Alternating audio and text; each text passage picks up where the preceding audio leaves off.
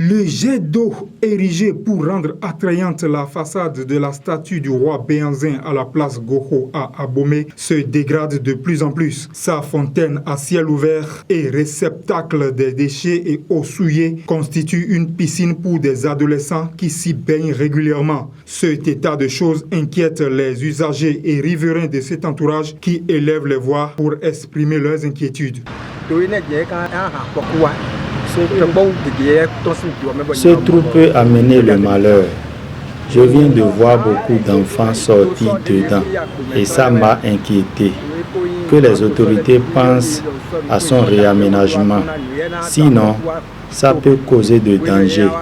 Supposons qu'un enfant se noie dedans, à l'insu de tous. Comment peut-on savoir qu'il s'y trouve? Donc, que les autorités daignent réagir.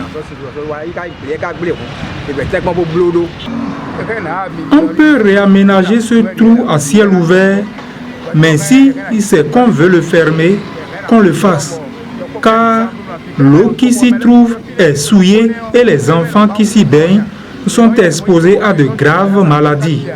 Que la mairie pense à ça et qu'on trouve quelqu'un aussi pour le surveiller quotidiennement afin d'éviter le malheur que cela pourrait engendrer. La première autorité de cette localité fait le même constat que les populations de cet espace public. L'intention de ceux qui ont construit ce jet d'eau est de rendre l'endroit plus attrayant. Mais nous constatons qu'à cause de manque d'entretien, c'est devenu autre chose. Car à certaines heures de la journée, vous verrez des adolescents venir pour se baigner dans la fontaine. Et en plus, c'est sale. Sa profondeur inquiète. Ces enfants sont exposés à des maladies et pourraient aussi par mégarde y faire des chutes libres et se noyer. Ce qui se passe ici à la place Goro avec ce jet d'eau n'est pas amusant. Que les parents sensibilisent leurs enfants à la maison pour qu'ils arrêtent avec cette mauvaise pratique avant qu'il ne soit trop tard.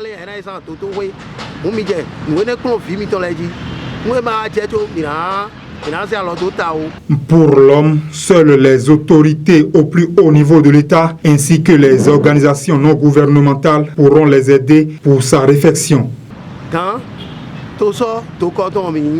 Nous sommes des autorités au plus bas niveau. Nous ne possédons aucun pouvoir. Nous exhortons nos responsables au sommet de l'État, dont les ministres en charge de ces choses et les ONG, à nous sauver pour la réhabilitation de cet ouvrage.